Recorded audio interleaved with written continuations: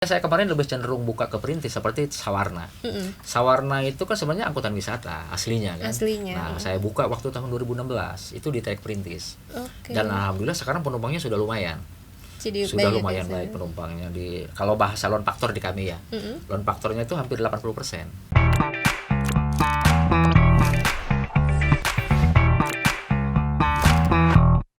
Assalamualaikum warahmatullahi wabarakatuh. Halo, apa kabar pemirsa? Senang sekali saya Nurul Ufa kembali menyapa dalam Banten Podcast. Dan pemirsa, era modern saat ini tentu berdampak terhadap tingginya mobilitas masyarakat khususnya di Provinsi Banten. Karena ini juga diperlukan sarana transportasi yang mendukung, tidak hanya aman tetapi juga nyaman. Nah, salah satu akses sarana transportasi yang ada di Banten adalah Damri. Bersama saya di studio kami telah hadir narasumber kita yang luar biasa. Ada Bapak Maman Suparman, Kepala Cabang Perum Damri Serang. Halo Bapak, apa kabar? Baik, alhamdulillah Mbak Nurul. Ya, sibuk apa nih Pak hari ini? Ya, biasa aktivitas kita sehari-hari di bidang transportasi. Oke, jadi kuncinya transportasi ya Pak ya? Insya Allah. Apalagi bicara soal Damri, ini bukan sarana transportasi yang baru begitu ya Pak ya? Betul. Iya Pak, bicara tentang Damri ini bukan sarana transportasi yang baru ya, termasuk di Banten juga. Betul. Kalau boleh tahu nih Pak, sejak tahun berapa Damri perintis ada di Provinsi Banten? Terus apa saja tujuan dari Damri ini, dan mungkin kalau Damri sendiri kan ada beberapa segmen ya Pak ya? Ya, betul. Nah, apa saja segmentasinya? Baik Mbak, nanti akan saya jelaskan terkait latar belakang adanya Damri di Banten. Damri lahir di Banten atas permintaan masyarakat. Jadi masyarakat Banten yang memang butuh dengan angkutan transportasi, karena pada saat itu di tahun 2001 ya. 2001 transportasi di Banten sangat minim, terutama dari daerah. Pada tahun 2001 lahir Damri Perintis dengan jurusan Cibareno Cikesik. Sebanyak 2 unit yang saat itu dipimpin oleh kepala cabang dengan namanya Pak Tubagus Entus Hasanuddin di tahun 2001. Setelah itu, seiring dengan perkembangannya transportasi, Damri di tahun 2002 itu ada penambahan unit yang sebanyak 9 unit, yang 8 unit merupakan milik Pemda Provinsi Banten dan 1 unit milik Kementerian Perhubungan, yaitu angkutan perintis. Saat itu 1 angkutan perintis itu juga sama atas permintaan masyarakat sehubungan dengan tidak adanya transportasi dari Sumur menuju Labuan pada saat itu. Nah, sementara yang 5 trayek tersebut yang merupakan milik provinsi, itu ada 5 trayek ya Pak ya. Salah satu diantaranya Cikotok, Malimping, Pandeglang, Serang, PP sampai Merak ya. Terus Cikesik, Malimping, Pandeglang, Serang, Merak, PP. Terus Binuangen, Malimping, Labuan, Carita, Cilegon, Merak, PP.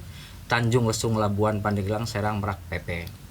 Ya, salah satu tujuannya Damri lahir di masyarakat yaitu membantu masyarakat akan adanya transportasi yang terjangkau ya, dengan tarif yang murah, dengan pelayanan yang baik, dengan armada yang memadai, sehingga masyarakat bisa nyaman untuk mencapai tujuan. Seperti itu, Pak. Bagi akses transportasi ke daerah-daerah pelosok. Betul. Begitu ya, bisa terbantu dengan Betul. adanya Damri. Nah, kalau di Banten sendiri apa hanya ada Damri perintis atau segmentasinya apa saja Pak? Mungkin Bapak Jadi bisa untuk jelaskan. sekarang di tahun 2021 ya, 2021. kita memang ada beberapa segmen di Banten sendiri ya. Salah satu diantaranya perintis. Ya. Ada juga AKDP, alias komersial ya. Ada juga AKAP, ada juga angkutan Bandara Soekarno-Hatta, dan ada angkutan KSPN ya, Kawasan Pariwisata Nasional. Itu salah satu. Nah, kalau Damri kan bukan bisa kita bilang berbeda dengan angkutan umum lainnya ya, seperti PO Bus maupun angkutan dalam kota begitu. Nah, seperti apa sambutan dari pihak PO angkutan umum yang sudah beroperasi sebelumnya di Banten dengan datangnya Damri? Apa kayak semacam tersaingi begitu atau bagaimana Pak? Sebenarnya bukan mereka yang merasa tersaingi ya, karena kita datang awal Pak, sebelum mereka datang. Sebelum Nah, ada. jadi artinya kita yang merintis. Nah, seiring berjalannya waktu, kadang-kadang mereka mengklaim bahwa mereka lah yang duluan ada, padahal pada intinya Damri lah yang duluan. Seperti contoh soal dari trayek Cikesik ya, Cikesik menuju Serang itu juga Damri pemula. Damri pemula. Begitu juga dari Cikotok juga dulu Damri pemula kan. Nah, cuma saya bilang itulah, kadang-kadang mereka juga mengklaim merasa tersaingi karena memang kita merupakan angkutan pemerintah ya. Jadi artinya selain dari kita melayani masyarakat, kita juga menyetabilkan tarif ya, tarif angkutan. Karena yang saya tahu, saya sendiri kan orang sini ya, orang Banten. Jadi kalau lebaran itu tarifnya gila-gilaan kan seperti itu. Ya. Jadi seperti lepas kendali lah seperti itu. Makanya kehadiran kita di sini ya tujuannya untuk itu. Oke, jadi menekan lonjakan tarif ya, dan ketika yang lain tarifnya naik, Damri mempertahankan agar tetap terjangkau masyarakat begitu ya. Baik, hingga 2021 ini sudah berapa unit Pak yang dikelola oleh cabang Serang? Untuk saat ini yang dikelola oleh saya totalnya semuanya ada 27 armada. 27. Armadanya ya 27 armada. Sementara yang beroperasi saat ini baru 18, Mbak. 18. Okay. Karena sebagian juga untuk persiapan cadangan ya. Kalau ternyata bisnya memang terabal, nanti kita ganti dengan bis yang cadangan tersebut. Oke. Kalau kondisi armadanya sendiri seperti apa sih Pak? Maksudnya ada penanganan atau perawatan khusus kah dari Damri? Karena kita ketahui ya di Banten sering sekali ya Pak ya terjadi kayak kecelakaan transportasi umum, bus-bus udah nggak aneh lah begitu ya, kayak kebut-kebutan. Nah kalau Damri sendiri seperti apa? Apakah bisa dikatakan secara keseluruhan armadanya layak begitu atau bagaimana? Kalau kita alhamdulillah Pak, karena nilai kelayakan kendaraan itu kan dinilai dari KIR ya Pak ya. KIR. Jadi semua bis kita kirnya alhamdulillah ada semua. Begitu juga dengan tracknya juga ada. Jadi artinya kalau kendaraan tersebut sudah lolos KIR, artinya kendaraan tersebut sudah layak jalan. Karena di dalam uji KIR itu juga tidak sembarangan ya. Tidak semua bis mesti lolos ya. Tapi hanya bis-bis tertentu yang memang dianggap memenuhi syarat, itulah yang bisa beroperasi seperti itu. Oke, jadi armadanya sudah dikatakan cukup layak ya Pak ya, karena lolos KIR itu tadi. Terus bagaimana dengan sopirnya atau kondekturnya, mungkin apakah ada sertifikasi khusus begitu Pak atau seperti apa? Pengemudi di kita semuanya terdaftar statusnya sebagai pegawai perusahaan. Sebagian juga ada yang kontrak perusahaan, dan kontrak perusahaan mungkin nanti ada kelanjutan dari kami, tapi yang jelas semuanya pengemudi itu harus yang terdaftar. Yang statusnya sebagai pegawai maupun yang PKP ya, yang pegawai kontrak perusahaan. Jadi tidak boleh orang luar membawa kendaraan kami. Jadi kami ada syarat khusus seperti itu. Ada syarat khusus. Jadi nggak ada istilahnya sopir tembak. Nggak ada. Ya? Insya Allah nggak. Di kita nggak ada. Itu dipantau juga Pak, semacam ada pengawasan di lapangan kah agar tidak terjadi ada oknum nakal yang tiba-tiba tukeran sama sopir tembak atau apa gitu? Ada, di kita ada Pak. Jadi di kita angkutan dari Banten Selatan yang dari arah Malingping ya, Cikotok maupun dari arah Labuan itu ada 5 titik pengawasan kita. Salah satu diantaranya di Malingping ada titik pengawasan, di Gunung Kencana ada, di Pandeglang ada, di Saketi ada, sama di Panimbang ada. Jadi kalau memang ternyata ada penyimpangan ya terkait masalah seperti supir tembak seperti itu, kita tahu. Bahkan dengan kecanggihan sekarang sistem foto kan, jadi dipoto terus dikirim datanya, baik foto penumpang, foto pengemudi, terus timetable kita juga, waktu keberangkatan kita juga setiap hari teratur seperti itu. Ya. Jadi kalau Damri nggak perlu nunggu penuh begitu Pak? Kalau kita enggak Pak, jadi kita berdasarkan waktu. Jadi ada berapapun penumpang ya kita berangkat. Udah terjadwal ya? Udah terjadwal. Jadi nggak ada istilah ngetem gitu ya Pak ya? Tidak ada, kita tidak ada ngetem di jalan. Nah Pak, bicara tentang angkutan rakyat Damri begitu, apakah Damri sebagai salah satu angkutan yang beroperasi di Banten ini ada kayak target pendapatannya seperti itu Pak? Kalau untuk angkutan penugasan kita tidak ada Pak. Untuk karena kita sudah dibiayai oleh pemerintah. Tapi kalau untuk AKDP sendiri dan AKAP itu ada target kita. Kita karena kebetulan itu masuknya komersial ya. Jadi untuk yang komersial memang ditarget. Memang ada target kita, tapi kalau untuk perintis dan KSPN itu tidak ada target. Pak, kita lihat di sini ada Viti. Ini Damri ya Pak ya? Ya, betul. Tapi kayaknya bukan di kita ya Pak ya? Betul. Di mana ini ya? Kalau ini Bandara Suta ya. Bandara Suta. Betul. Itu bukan masuk di cabang Serang Pak? Bukan di cabang Serang, ini secara keseluruhan Pak. Ini secara keseluruhan per segmen ya. Jadi ada segmen paket, ada segmen Bandara Suta secara keseluruhan. Terus seperti perawatan gitu kan. Apa kita nggak bikin Pak yang cabang Serang khusus? Insya Allah Pak. Insya Allah. Iya, biar nanti masyarakat juga lebih kenal ya Pak ya dengan Damri. Dan sekarang ada program apa, ada trayek apa yang baru di Damri, jadi masyarakat Banten lebih lebih kenal. Ini nyaman banget kayaknya Pak ya. Betul Pak. Armada yang di kita kayak gini nggak Pak? Kalau yang di kita sendiri untuk yang akap seperti ini, Pak. Tapi kalau untuk angkutan keperintisan karena memang kondisi jalan ya, Pak ya. Kondisi jalan, tapi sebagian dari beberapa trek bis perintis kita memang ada yang AC, Pak. Tapi sebagian juga ada yang masyarakat meminta untuk tidak pakai AC. Yang kayak kelas ekonominya gitu ya, Pak. Tapi sebagian besar kita sudah AC. Nah, ini angkutan perintis di daerah-daerah lain, melintasi sungai dan segala macam. Kalau di kita nggak sampai melintasi sungai. Kalau di kita alhamdulillah bahannya beberapa kilometer aja biasanya yang memang jalannya rusak seperti trek Cigemblong, trek Katapang itu aja mungkin. Kayaknya masalah klasik ya Pak ya, jalan rusak di Banten gitu. Dan ini tantangan Damri juga biar gimana caranya akses transportasi masyarakat tetap bisa terpenuhi begitu ya Pak ya. Ada dari Oke. Nah, ini nih Pak, ini kayaknya relevan nih buat di kita, jalan rusak yang tadi ya, dilewatin Damri. Oke, armadanya juga ya. Kalau di Banten sendiri seperti apa Pak? Untuk trayek mana saja yang kira-kira bisa dibilang jalannya kurang nyaman tapi penumpangnya banyak begitu Pak? Kalau di kita mungkin yang Cigemblong aja Pak. Cigemblong ya. Memang mayoritas masyarakat kita kan petani Pak. Jadi petani menengah ke bawah. Jadi artinya mereka keberangkatan mereka itu berdasarkan musim ya, musiman.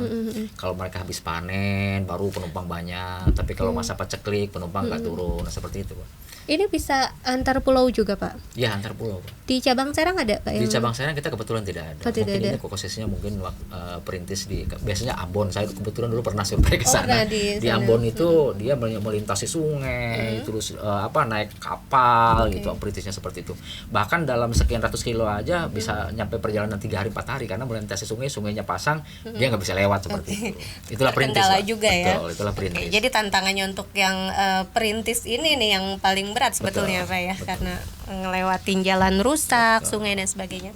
Nah, kalau Cabang Serang sendiri ada tidak yang trayek yang antar pulau tapi melintasi Cabang Serang, yang kira-kira orang Banten, orang Serang nih mau ke mana, ke Sumatera atau kemana gitu bisa di sini naiknya gitu? Maksudnya jadi trayeknya misalnya ke Sumatera atau ke mana gitu, tapi melintasi Serang, wilayah Serang nih.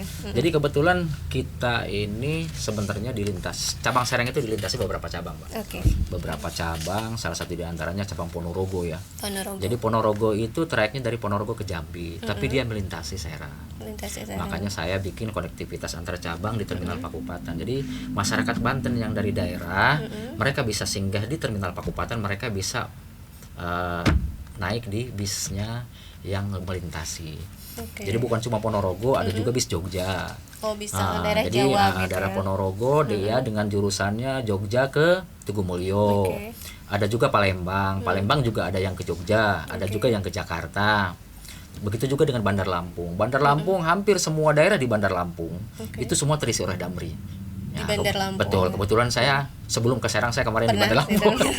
Kemarin saya udah kemana-mana ya Pak ya. Jadi saya paham gitu kan trayek mana aja yang layani oleh Lampung yang melintasi Serang.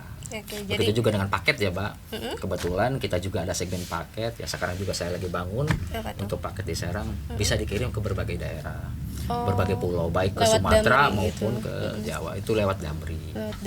Wah, ini harus lebih kenceng disosialisasikan Pak, karena kalau masyarakat kita kan taunya ngirim paket tuh ke itu aja, yang merah, yang orange, yang apa kan, kayak gitu. Oke Pak, bicara soal akses transportasi Damri ya. Di 2 tahun terakhir ini kan kita dilanda pandemi Pak, dan ini berdampak sekali ke berbagai sektor. Apakah Damri terkena juga begitu dampak dari pandemi? Apalagi saya dapat info juga bahwa di Damri Bandara Soekarno-Hatta ya sempat turun sampai 80%, dan ada penurunan sekitar 60 pengurangan karyawan gitu. Sekitar 60%. Seperti apa kalau di Cabang Serang sendiri? Di Cabang Serang sendiri sama, semuanya memang kena dampak, Pak. Kena dampak akibat pandemi ini memang luar biasa ya pengaruhnya. Jadi baik dari angkutan perintis, AKDP, KSPN juga sama menurun. Jadi sangat luar biasa lah pengaruhnya. Terus untuk pengurangan sendiri untuk di Cabang Serang sementara kita masih tetap bertahan di posisi yang ada. Alhamdulillah kita masih bisa bertahan dalam posisi pandemi, kita masih bisa bertahan. Tapi yang jelas memang semuanya turun, pendapatan semuanya turun. Jadi kena dampaknya juga ya.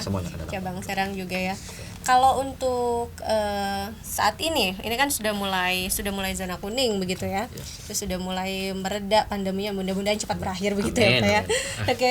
Sudah ada peningkatan kah? Sudah berjalan seperti apa gitu? Untuk sementara ada peningkatan tapi tidak terlalu signifikan ya Pak ya. Ada sih peningkatan tapi tidak terlalu ini gitu kan. Jadi hanya sebatas berapa persen lah gitu kan peningkatan. Tapi mudah-mudahan sih ke depan akan lebih baik. Oke, mudah-mudahan ya pandemi berakhir, semua normal lagi ya Pak ya. Malah bisa meningkat begitu. Amin. Oke, di 2021 ini selain trayek-trayek yang sudah ada, apakah ada trayek baru yang terutama yang perintis ya untuk membantu akses transportasi masyarakat baik di wilayah pelosok maupun yang akan keluar Banten begitu atau bagaimana? Jadi di tahun 2021 sendiri kemarin kami bersama teman-teman Dinas Perhubungan Kabupaten, Provinsi dan BPTD melakukan survei trayek angkutan perintis sehubungan dengan adanya permintaan masyarakat Baduy ya. Masyarakat dari Ciboleger yang akses untuk ke provinsi sendiri sulit. Nah, akhirnya berdasarkan permintaannya mereka kemarin kami survei ke sana dan nanti realisasinya mungkin di tahun 2022. Yang ke satu, yang kedua dari Kecamatan Cirinten. Cirinten itu letaknya dari Kecamatan Gunung Kencana ya. Gunung Kencana, dari Gunung Kencana ke kiri, Bojong Manik dia. Ke Bojong Manik itu juga sama, mereka masyarakat mengajukan permintaan. Terus yang ketiga Tanah Hara. Wisata religi ya. Lebak Selatan semua rata-rata. Bukan Lebak Selatan di sini, Serang. Serang. Kabupaten Serang. Masuk Serang. Kabupaten Serang. Jadi dari Terminal Serang, Banten Lama, Pulau Cangkir ya, Tanah Hara, Sentiong, Tirtayasa, nembus ke Bandara Suta, Teluk Naga ya. Wisata nih ya, betul. Sebenarnya itu angkutan perintis, Pak. Angkutan perintis. Nah, angkutan perintis mungkin bisa dinyatakan angkutan wisata religi juga bisa. Sekalian ya, Pak ya. Betul, sekalian. Jadi ada kayak Ciboleger juga sama kan. Sebenarnya itu angkutan wisata juga kan, seperti itu. Insya Allah ada tambahan 3 trayek. Terus ada lagi yang mungkin kita usulkan untuk penambahan angkutan yang KSPN yang dari Tanjung Lesung. Karena Tanjung Lesung dengan 2 armada memang masih jauh ya. Kekurangan gitu kan. Betul. Sementara kebutuhan masyarakat bukan cuma di pagi hari aja, tapi di siang hari pun mereka juga masih butuh dengan angkutan untuk yang ke Basuta ya. Karena jumlah penduduknya juga lumayan kan, melintasi beberapa kabupaten kan. Jadi nanti tahun depan mudah-mudahan sudah direalisasikan. Kalau mau ke mana tadi, ke Baduy ya, daerah Baduy, betul. Kita udah bisa pakai Damri ya Pak? Pakai Damri dari Serang. Langsung ke Ciboleger. Langsung Ciboleger. Jadi nggak usah ngeteng-ngeteng kesini dulu, kesini dulu. Sekarang gitu kan ya. bisa 4 kali Pak, bisa 4 kali naik gitu. Nanti bisa langsung ke Ciboleger. Jadi memudahkan akses juga ya, selain bisa untuk masyarakat di daerah pelosoknya, bisa juga untuk wisatawan yang memang menggunakan transportasi umum gitu. Nah, Pak, kalau yang sudah berjalan di 2021 ini saya dengar ada yang Cikotok Kuningan itu sudah mulai beroperasi. Itu sudah mulai beroperasi dari pertanggal 1 September. 1 September. Kebetulan itu juga sama berdasarkan analisa kami bahwa masyarakat di Banten Selatan terutama daerah Malingping ya. Malingping, Cikesik dan sekitarnya Cikotok itu memang butuh dengan transportasi yang ke arah sana. Karena mereka juga harus berkali-kali naik armada, naik bis gitu kan, sehingga kami berpikiran ya kita lanjutkan dari Cikotok langsung ke Cirebon dan Kuningan. Ke Cirebon dan Kuningan, daerah Jawa Barat ya maksudnya. Begitu juga gini Pak, ada lagi rencana yang pengembangan kami terkait PT KAI Rangkas Bitung. Selama ini masyarakat di kita lebih cenderung angkutan itu lari ke kereta api karena tarifnya murah. Betul. Nah, sementara akses dari PT KAI sendiri ke masing-masing daerah itu juga sama, harus beberapa kali naik bis kan. Nah, makanya berdasarkan sinergi antar BUMN ya, kita melakukan koordinasi dengan pihak PT KAI. Alhamdulillah disambut dengan baik. Mungkin secepatnya kita akan buka dari stasiun Rangkas Bitung ke berbagai daerah di Banten. Jadi dari Merak sudah ada ya, dari dan ke Merak ada, ke bandara ada, tinggal ke stasiun Rangkas Bitung. Karena memang ini pintu keluar masuknya masyarakat Rangkas Bitung ya. Selain cepat, murah juga Pak ya, pakai kereta api. Nah, selain dengan PT KAI untuk akses dari beberapa wilayah ke stasiun begitu, kalau untuk wisata sendiri ada nggak Pak kedepannya diadakan trayek khusus atau mungkin sudah berjalan gitu trayek khusus wisata terutama di Serang, kita sambil membangkitkan kembali begitu wisata di Serang ini? Kalau kami sendiri sebenarnya punya program seperti itu, Pak. Cuma untuk angkutan pariwisata sendiri di Banten sebenarnya itu harus melibatkan kedinasan ya. Karena di Banten pun ada dinas pariwisata ya. Ya selama ini jujur saya sendiri belum pernah sounding ke dinas pariwisata. Belum sounding seperti apa kontak dan programnya mereka, baru kami nanti mungkin merapat sebagai operatornya seperti itu. Oke. Ya, jadi nanti kedepannya mudah-mudahan ada ya Pak ya? Insya Allah. Oke. Tapi kalau sebelumnya apa sudah pernah ada yang untuk trayek wisata seperti itu atau bagaimana? Kalau untuk trayek wisata sendiri seperti yang saya sampaikan KSPN itu kan KSPN itu kan baru dibuka, termasuk Pantai Carita ya. Itu sebenarnya sudah dibuka 2. Cuma kemarin terkait dengan anggaran ada pengurangan anggaran yang akhirnya berkurang gitu kan. Dari jumlahnya tadinya 8 berkurang tinggal sisa 2. Gitu. Akhirnya kami karena di trayek tersebut kita juga berat kalau memang pakai komersial ya. Karena kaitannya dengan biaya kan seperti itu. Kami sendiri tidak ada biaya untuk anggaran itu. Oke, padahal Banten ini kan salah satu tujuan wisata. Betul. Banyak orang ya dari luar Banten yang ingin ke Banten karena tempat wisatanya, terutama pantai. Betul. Seperti itu kan, dan daerah-daerah selatan itu yang betul. Banyak ya. Makanya saya kemarin lebih cenderung buka ke perintis seperti Sawarna. Sawarna itu kan sebenarnya angkutan wisata aslinya kan. Nah, saya buka waktu tahun 2016 itu di trayek perintis. Dan alhamdulillah sekarang penumpangnya sudah lumayan. Jadi sudah lumayan baik penumpangnya kalau bahasa load factor di kami ya. Load factornya itu hampir 80%. Load factor itu kapasitas seat dengan jumlah penumpang. Ya, yang Sawarna sudah tinggi itu. Ya, udah hampir seat lah setiap hari penumpang untuk Sawarna. Karena memang masih asri banget ya pantainya Pak ya. Betul. Dan banyak peminatnya juga. Jadi selain bisa membantu masyarakat setempat untuk akses transportasi, bisa juga wisatawan begitu ya Pak ya. Baik, Pak, untuk Damri sendiri ada fasilitas apa saja sih yang disiapkan atau yang disediakan untuk para penggunanya? Mungkin bus tadi itu kan ada yang bus AC dan sebagainya. Selain itu ada apa saja? Kalau di bis perintis dan KSPN itu biasa aja seperti layaknya angkutan biasa. Tapi kalau untuk angkutan akap memang dia agak lebih ya. Kita pakai seat 22 ya Pak. Dengan kapasitas jok 40 dengan ada toilet ya, TV kan. Terus reclining seat ya. Jadi yang bisa disetel kan si joknya seperti itu Pak. Jadi itu salah satu fasilitas yang lebih kan. Jadi tidak berdesak-desakan begitu ya di dalam busnya. Karena kalau kita lihat ya, bus di Banten itu udah penuh ya, masih aja ditumpuk-tumpuk. Terus kalau Damri sendiri Pak, keunggulan Damri ini selain bisa mengakses daerah-daerah yang memang pelosok ya melalui Damri perintis tadi itu, apakah secara tarif bisa dikatakan lebih murah begitu dari transportasi umum? Tarif kita lebih murah Pak. Karena kita tarif yang kita jalankan sekarang itu berdasarkan ketentuan pemerintah. Jadi dibandingkan dengan swasta kita beda jauh ya Pak ya. Karena apa? Mereka juga ada tarif ketentuannya swasta pun, tapi kadang-kadang itulah mereka juga sekedar hati seperti itu. Tapi kalau kita aman Pak, insya Allah.